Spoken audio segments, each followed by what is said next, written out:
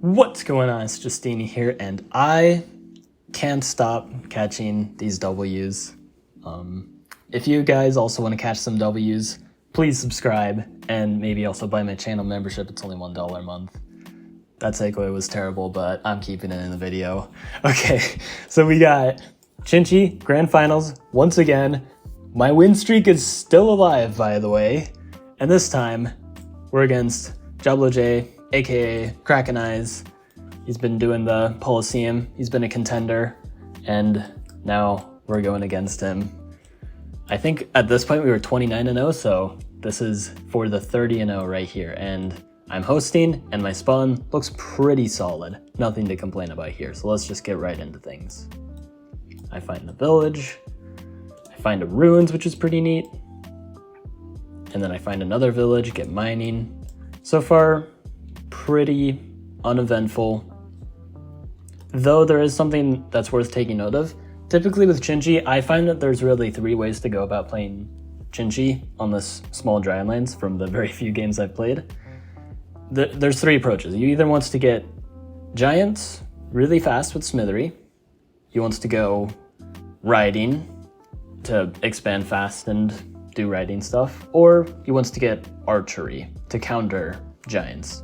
And my spawn is prime for giants because if we see this city right here, we've got 2, 4, and then this is 6, 8, 10, because it's a level 3 forge, so 10, and then the lighthouse is 11. That's already a giant.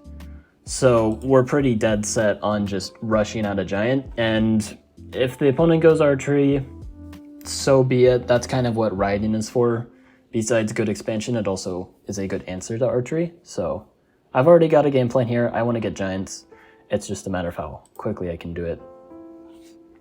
And I hop on the ruins, make some warriors because I want to snag the lighthouse. I get an explorer ruins, which is actually really good because I find the opponent, and they went into riding really early. Which here's the thing with riding. With most tribes, it's usually fine to commit early, but I'd say with the Xin-xi mirror, it's usually not a good idea to commit early, because if the opponent were to happen to go into an early giant, which possible foreshadowing, I might just be getting an early giant. I only mentioned that I have a very clear route of doing that.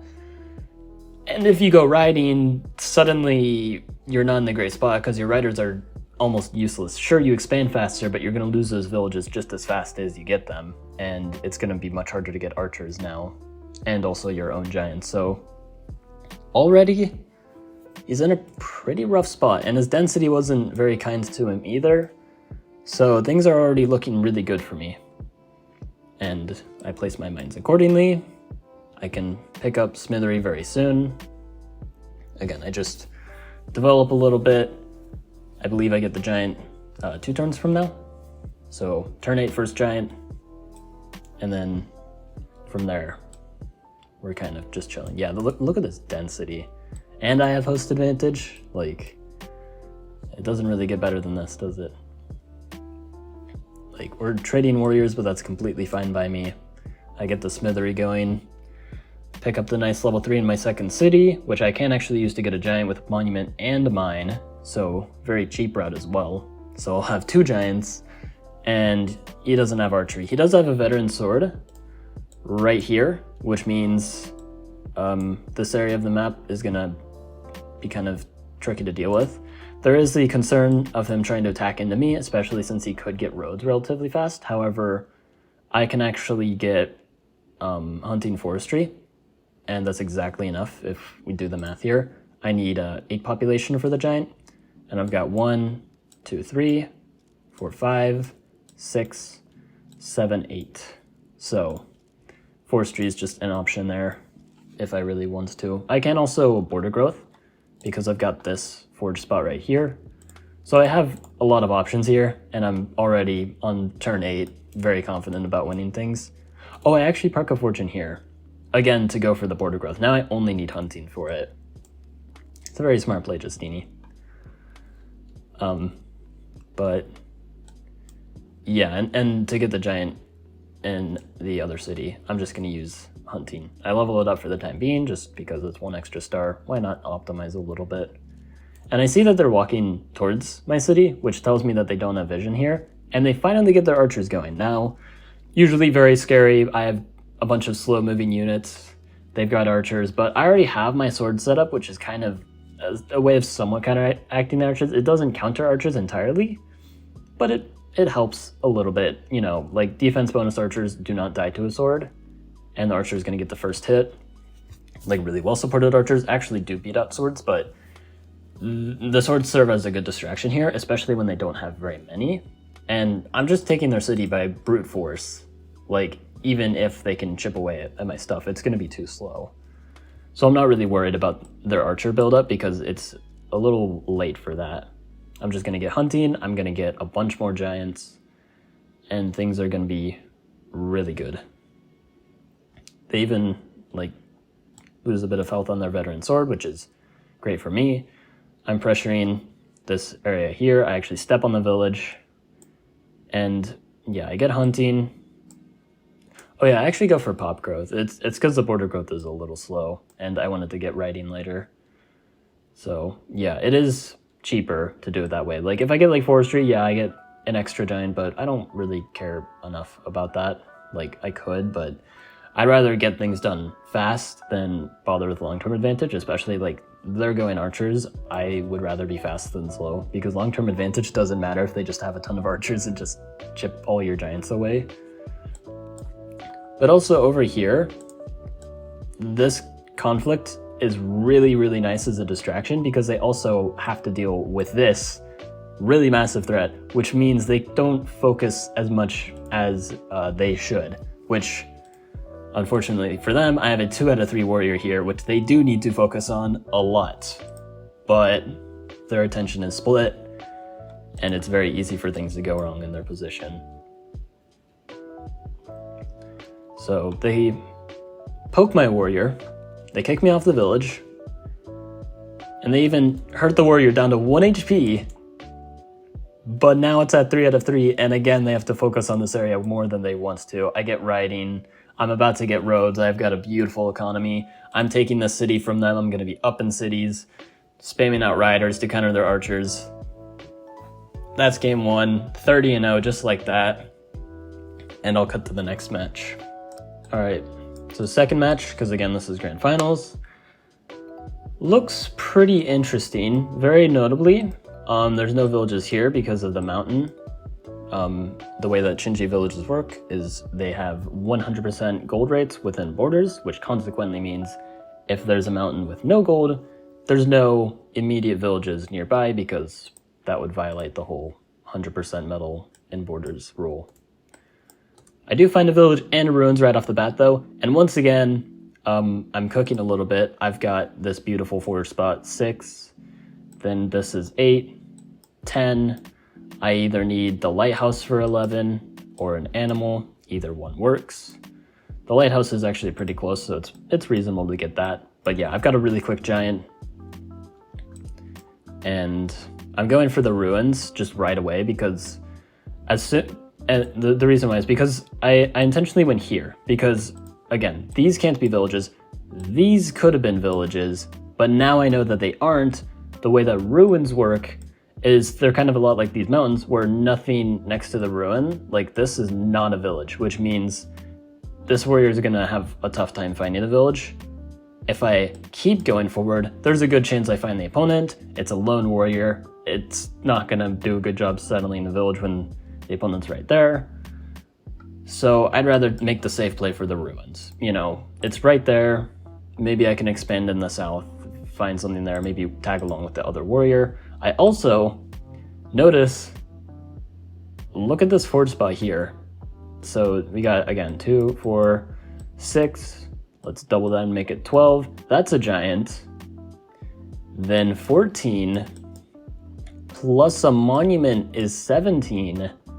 That's a double giant. With mining and smithery alone. That's really good. And yeah, I know it's only turn 2, but yeah, that is, it's worth keeping in mind, you know? it could be relevant. And then I also get a Pop Ruins because why not? And that Pop Ruins is insanely good. Now I don't need this Lighthouse because after I level this up, I just need to place 1 Forge, that's 6 population with Pop Growth, that is a Giant. And this is also why, like, you want to get the Pop Growth. Like, yeah, Border Growth gives me the level 4 Forge, but just get the fast Giant here. Like, why not? Like, I'm getting these fast Giants. And I meet the opponent perfect timing. And I'm walking towards this village. I'm hoping I can keep it, but I don't really care that much. It doesn't seem to have very good metal. There could be 1 mine, but yeah, that's not very good. I'm just gonna focus on what I have right now. I'm about to pop 3 Giants. And yeah, I just get a warrior on my capital just to get some unit spam going because I'm gonna need it. Sure enough, there's only 1 metal. I block like this with the warrior because I was expecting him to be here because I saw this warrior earlier. I get my Giant going. I'm gonna park a fortune as well on the city to prepare the double Giant. Then they hit me from here, which really surprised me because I didn't expect them to go this way at all. So I was a little worried, like, wait, what? But if I lose the city, I'm gonna be able to take it back because of this. The thing is with double Giants is you get that push. And suddenly this Giant is right next to my city. If they take it somehow, I'm completely fine. And yeah, I even moved this back because I want to use these warriors to unsiege if they siege with something. And if this warrior like sacrifices itself to, I don't think that even prevents the unsiege, but if they prevent the unsiege somehow, I don't care. They can't Giant off of this. I'm taking the city back no matter what. So it's like not the end of the world. I'm making more units just to keep up the unit spam. And look at that. Look at that cheater, pumpkin eater. He moved twice. That means that they have a Giant, which that's cool, but I have 3. I see them up here, most likely near a village because of that gold. So I've got to chase after that warrior now. And I decide to get riding here, which the main reason why is my decisions here of like what units I want to spam. It's going to be either riders, archers, or swords. I think swords are just too slow, so I right away just took that out of the equation. And then archers, they could be an option, but they're a little pricey with the tech prices. Like my economy is good, but riders are something I can get immediately, and they're gonna help with expansion. And also if the opponent gets archers, which I expect they do, I've got a ton of Giants, the riders can, again, be pretty good at outmaneuvering the archers and kind of flanking around. It makes it really hard for the archers to attack into me because they have to keep like their archers perfectly protected. So if they try and like lean into me, they can leave themselves exposed. But what happens at this point may shock you. This sounds super like cheesy, clickbaity, all that. Okay, but it's actually like kind of wild. So at this point, the opponent's game freezes. At least that's what they told me. Their game froze for a turn. And they just missed the turn completely. I thought they like gave up, but then they played their next turn out. I'm like, oh, that sucks. And I'll kind of show you why after, because it looks like I'm completely winning, but after this Explorer, it's not that straightforward. They got 2 early Giants, not as much as me, but again, this is why, like, they've got progress towards this village. They might have some other villages here. They can defend. This city sucks.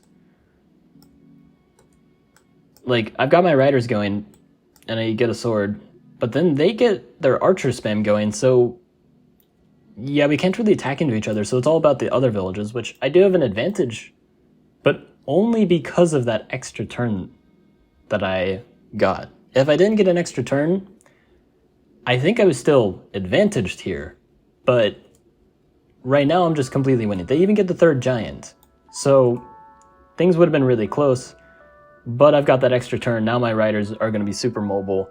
They can't Giant pop on the city because this rider is going to walk over and step on this mine. This was my plan with this rider. And then this one just goes towards the ruins.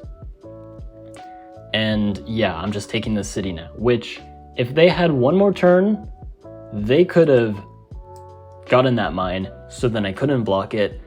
Then if we do a little math, funny how this works out, 2, 4, 8, and if they get forestry, that's 10, 11.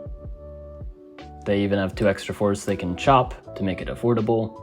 Or if they somehow get math, they can actually get 2 giants off of there. So again, this would have actually been a pretty tough game, but once again, plot armor comes out on top. Like 31 games in a row. I really can't explain it in any other way other than just, I have plot armor. It's as simple as that. That means you guys need to subscribe, I think. That's how it works. Yeah, they even move off the village because they know that they can't keep it. And again, I can start outflanking them because I had that extra time, and also just in general, when they have these archers, they can't attack into me because I'm just gonna swing with the riders. I'm also really close to getting roads, which is useful with the swords to, again, also outflank them. And I've got the city. Like, if we look at their point of view, see, they actually had 3 cities, and like if they're getting this city and maybe even contesting this, then we actually have like a game on our hands, but we didn't because plot armor. And yeah. Hope you guys enjoyed. Like and sub, and have a good one.